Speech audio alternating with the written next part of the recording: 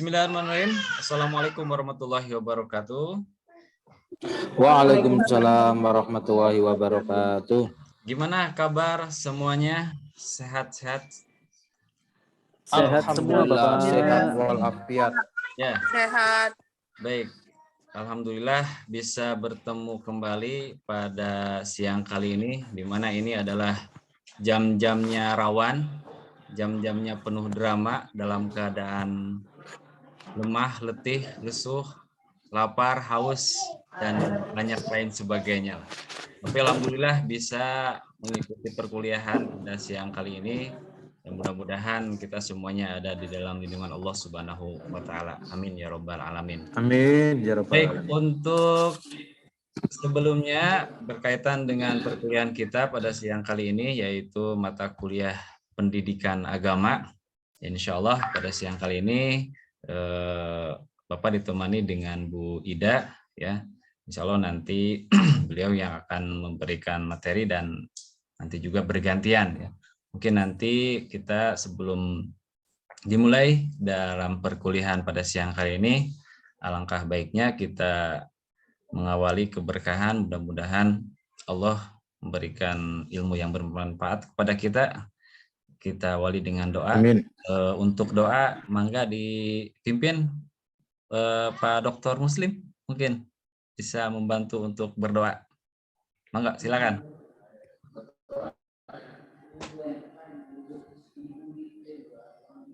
Oh, Pak Aji mungkin ya, untuk memimpin doa.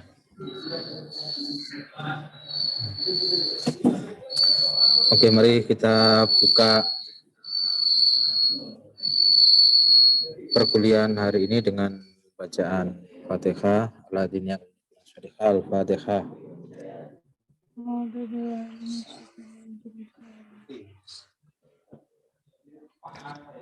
Amin. Selesai, Pak. Ya, terima kasih Pak Haji atas doanya. Mudah-mudahan kita semuanya mendapatkan keberkahan. Baik, selanjutnya untuk penyampaian materi, mangga untuk Ibu Ida disampaikan materinya berkaitan dengan mata kuliah kita tentang pendidikan agama. Terima kasih. Assalamualaikum warahmatullahi wabarakatuh. Waalaikumsalam warahmatullahi wabarakatuh. Waalaikumsalam warahmatullahi wabarakatuh.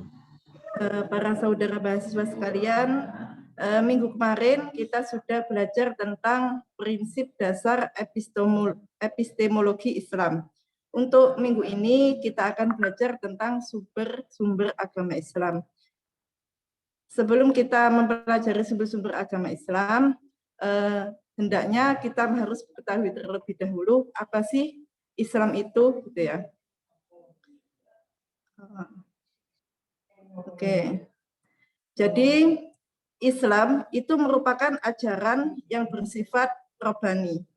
Artinya ia datang dari Allah dan bukan produk pemikiran manusia. Artinya bisa kita katakan bahwa Islam itu adalah agama samawi. Adapun sumber robbani agama Islam yaitu dari Al-Quran dan Al-Hadis atau sunnah. Di sini, kenapa sunnah dipandang sebagai sumber robbani? Sebab pada hakikatnya sunnah itu adalah wahyu dari Allah, meskipun secara tidak langsung tidak difirmankan oleh Allah. Dalam aliran Ahlus Sunnah wal Jamaah berpendapat bahwa sumber agama Islam itu ada 4, yaitu ada Al-Quran, ada Sunnah, ada Ijma, dan ada Qiyas. Ada juga yang berpendapat bahwa sumber agama Islam itu ada 3, ada Al-Quran, Sunnah, dan juga Ijtihad. Jika kita tidak mempunyai atau tidak menemukan suatu masalah yang bisa dipecahkan dengan Al-Quran, maka kita acuannya adalah kepada sunnah. Lalu jika sunnah itu tidak ditemukan di dalamnya, maka kita bisa mencari pemecahan masalah itu dengan jalan ijtihad, yaitu dengan musyawarah untuk mendapatkan kesepakatan maupun dengan qiyas. Selanjutnya, pengertian Al-Quran. Apa sih Al-Quran itu? Ya. Jadi Al-Quran secara etimologi atau secara bahasa itu adalah bacaan. Karena memang kita sebagai orang Muslim itu kan memang sering sekali membaca Al-Quran, dan membaca Al-Quran itu merupakan sunnah atau mendapatkan pahala. Nah, hal ini sesuai dengan firman Allah, Bismillahirrahmanirrahim, Inna alaina jam'ahu wa qur'anah fa idza qara'nahu fattabi' qur'anah. Jadi sesungguhnya atas tanggungan kamilah mengumpulkannya dan membacanya. Apabila kami telah selesai membacakannya, maka ikutilah bacaan itu. Itu Al-Quran secara bahasa.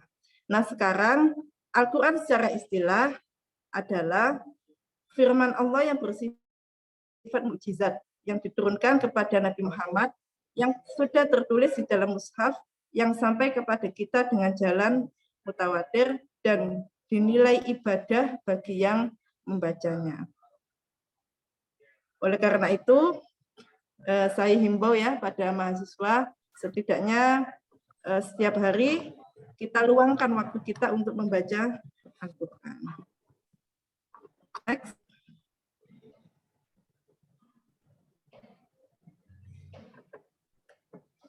Selanjutnya adalah langsung ke kedudukan Al-Quran.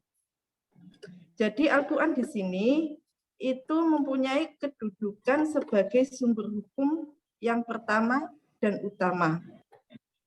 Tidak ada satu jenis hukum pun yang tidak terdapat dasar-dasarnya di dalam Al-Quran. Dan dari sini dapat kita maknai bahwa Al-Quran itu adalah kitab suci yang sangat-sangat lengkap. Karena memang agama kita itu adalah agama penyempurna, sehingga kitab yang diturunkan kepada kita itu adalah menyempurnakan kitab-kitab sebelumnya. Next. Adapun isi kandungan Al-Quran, di sini ada 5. Yang pertama yaitu tentang akidah dan tauhid. Yang kedua adalah tentang janji dan ancaman. Yang ketiga tentang ibadah, tentang sholat, tentang puasa, zakat, dan lain sebagainya. Yang keempat adalah tentang jalan dan cara mencapai kebahagiaan. Jadi kalau kita itu ingin bahagia, maka kita harus mempelajari isi kandungan Al-Quran, lalu kita mengamalkannya. Dan yang terakhir adalah tentang sejarah umat masa lampau.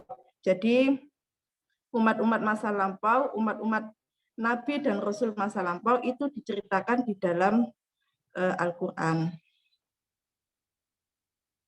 Selanjutnya adalah kodifikasi Al-Quran. Al-Quran diturunkan kepada Nabi Muhammad itu secara berangsur-angsur. Jadi tidak langsung satu Al-Quran langsung turun, tapi secara bertahap.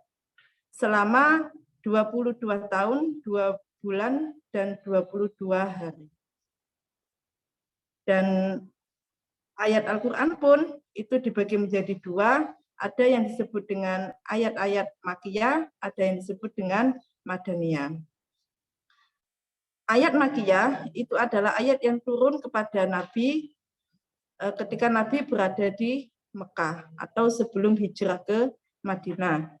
Sedangkan ayat Madinah adalah ayat Al-Quran yang turun kepada Nabi saat berada di Madinah. Selanjutnya,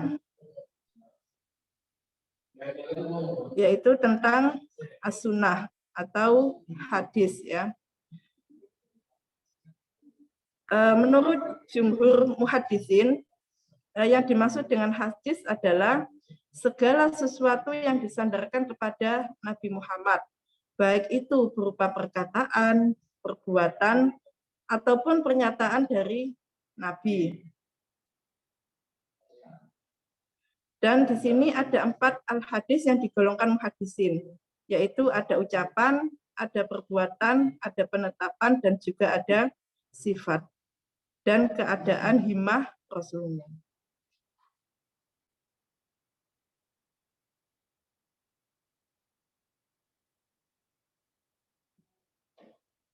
Selanjutnya, hubungan Al-Quran dan hadis. Jadi, as-sunnah atau hadis itu menguatkan hukum yang ditetapkan dalam Al-Quran. Lalu as-sunnah juga memberikan rincian terhadap pernyataan Al-Quran yang bersifat global. Jadi kalau ayat Al-Quran yang di dalamnya itu masih global, itu dirinci atau dijelaskan dengan jelas dengan hadis atau as-sunnah. Lalu as-sunnah memberikan pengecualian terhadap pernyataan Al-Quran, dan yang terakhir adalah as-sunnah menetapkan hukum yang tidak ditetapkan oleh Al-Quran. Untuk selanjutnya, materi selanjutnya akan diterangkan oleh Pak Rahmat. Silakan Pak, dilanjut materinya. Baik, terima kasih Bu Ida atas pemaparannya dan penjelasannya. Sebelum dilanjut, mungkin dari Bapak dan Ibu yang telah tadi menyimak pemaparan dari Bu Ida berkaitan dengan sumber hukum Islam, ada yang mau ditanyakan atau mau disampaikan berkaitan dengan materi sumber ajaran Islam. Tadi yang diterangkan oleh Bu Ida tentang Al-Quran dan Sunnah atau hadis. Sebelum saya melanjutkan untuk materinya. Silakan. Monggo.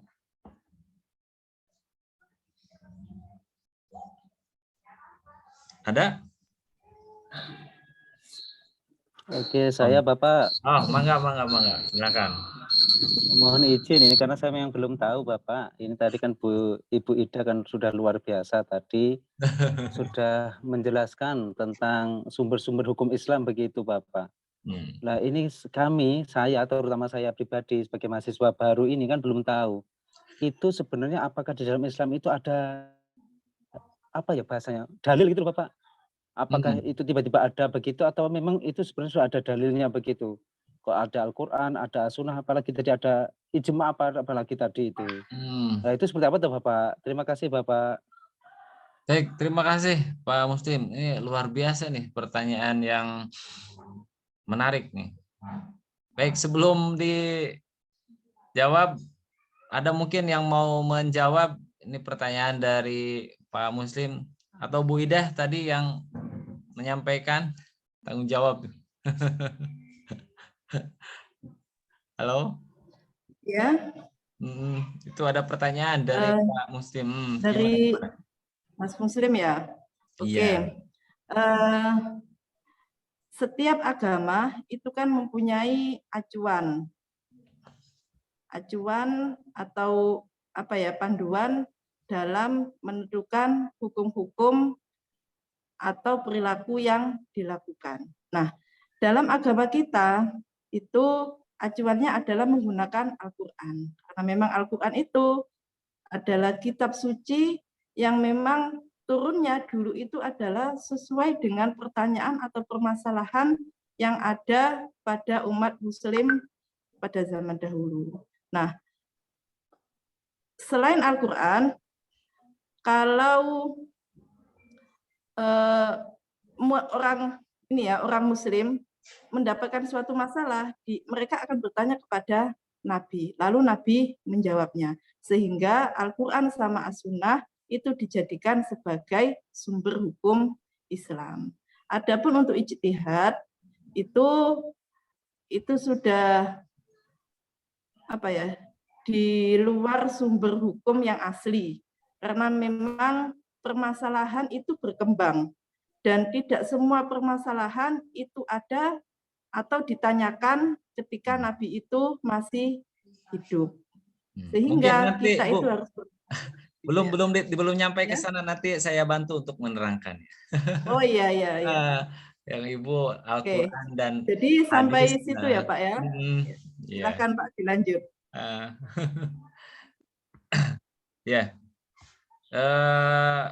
Jadi gini Pak Muslim, berkaitan dengan kenapa harus ada sumber ajaran Islam ya dalam sebuah agama apapun itu pasti ada dijadikan sebagai pedoman ataupun tuntunan dalam menjalankan agamanya. Begitu juga dalam ajaran agama kita, yaitu agama Islam, Al-Quran, kemudian hadis ataupun sunnah.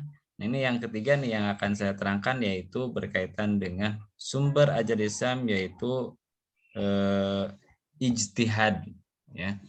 Nah, jadi kalau dari segi bahasa, arti daripada ijtihad itu adalah sungguh-sungguh mengerahkan segenap kemampuan berpikir untuk mencari dan menetapkan hukum-hukum syar'i dari dalil yang tafsiri atau yang terperinci. Artinya ijtihad juga ini tidak terlepas dari yang namanya Al-Quran dan As-Sunnah ataupun hadis. Kemudian menurut istilah ulama usul fikih, ijtihad adalah mengerahkan segenap kemampuan secara maksimal untuk menetapkan hukum atau untuk menerapkan hukum. Nah, ini menurut para ulama dari usul fikih. Nah, ada lagi bahwa orang yang melaksanakan ijtihad ini yang disebut dengan mujtahid. Ya.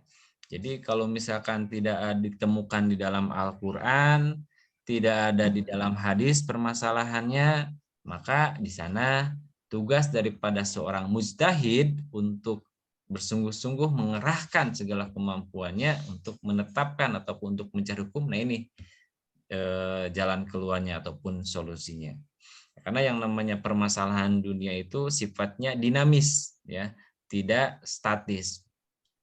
Contoh, kalau kita mau melihat perkembangan sekarang berkaitan dengan maraknya narkoba, ya. Tahu narkoba, Bapak, Ibu? Ya. Tahu, Pak. Nah, Iya, itu kan kalau ya. Semerat. Nah, jadi kalau narkoba itu kan tidak ada di dalam Al-Quran. Apakah ada dalil yang berkaitan dengan narkoba? Al-Quran ataupun hadis, ya, tidak ada hadis yang mengatakan narkoba. Nah, ada juga dalam sebuah hadis disebutkan kulu muskarun haramun, segala yang memabukkan itu adalah haram. Nah, ini kalau dalam bahasa ijtihad yang disebut dengan kias ataupun penyerupaan dalam sebuah hukum, ya. Jadi tetap ijtihad juga tidak terlepas daripada Al-Quran ataupun hadis. Nah, ini bahkan menurut Imam Malik radhiyallahu anhu mengatakan, aku ini hanya seorang manusia yang mungkin salah dan mungkin juga benar. Maka periksalah pendapat-pendapatku. Segala yang sesuai dengan Al-Quran dan Sunnah, ambillah ia, dan segala yang tidak sesuai, maka tinggalkanlah. Nah, ini setingkat daripada Imam Malik radhiyallahu anhu mengatakan hal demikian, ya. Karena bagaimanapun juga yang namanya pemikiran manusia itu terkadang di satu sisi beda dengan pemikiran-pemikiran yang lainnya. Tapi kita harus sesuai dengan Al-Quran ataupun As-Sunnah ataupun hadis. Seperti itu. Nah, ini yang menarik berkaitan dengan kenapa harus ada ijtihad ini. Jadi untuk menggali dan menetapkan sebagai macam hukum yang berkenaan dengan kemaslahatan kehidupan. Ya, karena yang namanya kehidupan itu sifatnya dinamis, ya, sifatnya terus-menerus berputar ataupun berjalan. Jadi tidak tetap ataupun tidak tinggal diam. Bahkan sekarang banyak yang berkaitan dengan hukum-hukum dalam masalah keagamaan yang memang tidak ada di dalam Al-Quran ataupun As-Sunnah. Ya, seperti jual beli online, ya, ataupun bisa juga berkaitan dengan hal-hal yang kekini-kinian, ya, hukum daripada game online dan seterusnya. Nah, ini yang menarik seperti itu, ya. Baik. Nah, di antara beberapa metode dalam ijtihad, nah ini ada dua. Yang pertama ada ijtihad fardhi, yang kedua ada ijtihad jam'i, ya. Kemudian dalam pelaksanaannya ijtihad ada 4. Yang pertama ada ijma, ada qiyas, ada istihsan, ada maslihul mursalah. Ini mungkin nanti bisa kita mempelajari di dalam mata kuliah usul fikih, ya, lebih lanjut dan lebih mendetail lagi berkaitan dengan pelaksanaan ijtihad. Tapi secara garis besar, ya, kita mengetahui bahwa sumber ajaran Islam itu yang pertama adalah Al-Quran, kemudian hadis, dan yang terakhir adalah ijtihad. Ya, ini fungsi dalam menetapkan hukum Islam itu ini tiada lain. Yang pertama masuk ke dalam fungsi sebagai ibadah, kemudian amar ma'ruf nahi munkar, kemudian adanya fungsi zair, ya, hukuman berupa ancaman dan sanksi, dan yang keempat fungsi tanjim wa islah al ummah. Nah, itu mungkin berkaitan dengan materi ataupun sumber daripada ajaran Islam, ya. Jadi ada Al-Qur'an, kemudian As-Sunnah, ya, ataupun hadis, ya, kemudian ijtihad. Nah, itu. Mungkin dari sini ada yang bisa membedakan nggak apa perbedaan antara sunnah dan hadis? Ada yang tahu nggak? Sekedar sharing atau pengalaman. Bu siapa? Pak Muslim mungkin. Siap. Baik, kalau hadis dan sunnah ini setahu saya ya Bapak, ya mohon maaf nanti kalau salah, Nggak apa-apa, kan masih aja. belajar ini. Jadi memang ada yang mengatakan itu sama, bahwa hadis dan sunnah itu sama, tetapi ada yang membedakan. Kalau hadis itu cenderung pada qauliyahnya saja, itu yang membedakan ya. Kalau yang membedakan juga sunnah itu ada perilakunya. Sunnah itu keseluruhan dari perilaku Rasulullah, jadi itu adalah sunnah. Tapi kalau hadis itu cuma qaulnya. Tetapi ada yang mengatakan bahwa itu sama, qaulan au fi'lan au takriron au sifatan au hamiyan. Ada yang mengatakan 3, ada yang mengatakan 5. Jadi sunnah itu dimengatakan qaulan au fi'lan au takriron, perkataan atau perbuatan atau ketetapan. Bahkan ada yang mengatakan hamiyan au sifatan. Cita-cita Rasulullah itu katanya juga sunnah, keinginan Rasulullah itu juga sunnah, sifatnya Rasul itu juga sunnah. Oh gitu katanya Bapak. Tapi saya belum tahu, mohon penjelasan lebih dalamnya Bapak. Terima kasih. Enggak, terima kasih. Hatur nuhun pisan penjelasannya luar biasa. Pak Sauki mungkin mau menambahkan atau mau? Saya tahunya sama aja, Pak. Oh gitu. Iya. Sunnah sama hadis itu tahunya sama itu. Sama-sama bersumber dari Nabi itu. Ya. Enggak ada perbedaan, Pak. Bedanya itu dari segi katanya saja. Ya, udah jelas kalau dari kata. Luar biasa. Betul. Ini mungkin tambahan ya Pak Dr. Muslim. Jadi sunnah dan hadis ya mungkin tadi juga sudah dijelaskan luar biasa. Kalau persamaannya ya sepakat lah ya. Mau sunnah ataupun hadis itu sama-sama dari Nabi kita, Nabi Muhammad SAW. Perbedaannya, jadi kalau sunnah itu ya itu dilakukan, diucapkan ataupun dilaksanakan itu secara terus-menerus, secara kontinu. Itu sunnah. Makanya ada sholat duha, tahajud, itu kan sunnah. Ya, atau puasa Senin Kemis itu sunnah. Tapi kalau hadis, baik itu perkataannya ataupun perbuatan yang dilakukan Rasulullah Muhammad itu hanya 1 atau paling banyak juga 2 kali seperti itu.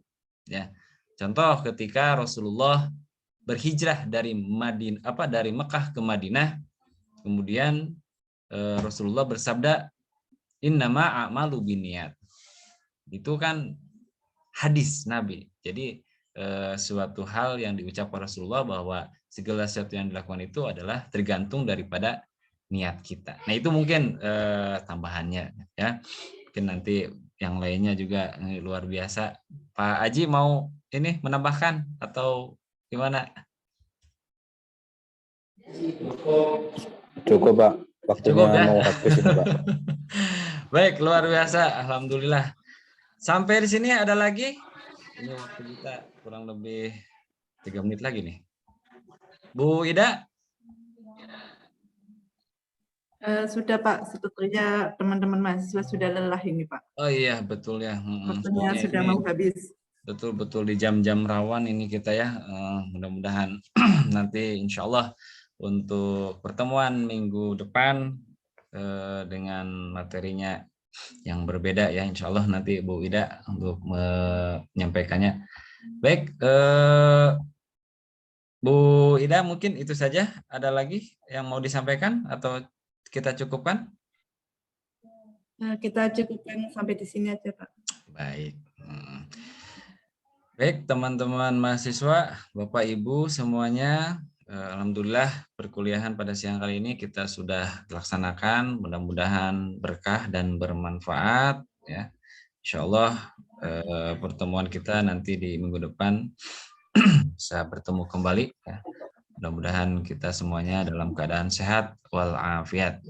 Baik, untuk menutup perkuliahan kita supaya ada keberkahan, mohon dibantu Pak Muslim mungkin untuk menutup doa kita ya pada siang kali ini dalam perkuliahan. Mangga, waktu dan silakan. Terima kasih Bapak. Mari teman-teman semua kita akhiri dengan membaca doa penutup perkuliahan dan doa kafaratul majelis. Selesai. Terima kasih Bapak. Terima kasih Pak Muslim. Terima kasih atas segala atensi dan perhatiannya semuanya. Mohon maaf atas segala kekurangannya. Nasrullah, Fathul Qarib. Assalamualaikum warahmatullahi wabarakatuh. Waalaikumsalam warahmatullahi wabarakatuh. Terima kasih Bu Ida, Pak Rahmat. Sama-sama. Bu Yuli sama Bu Sonia itu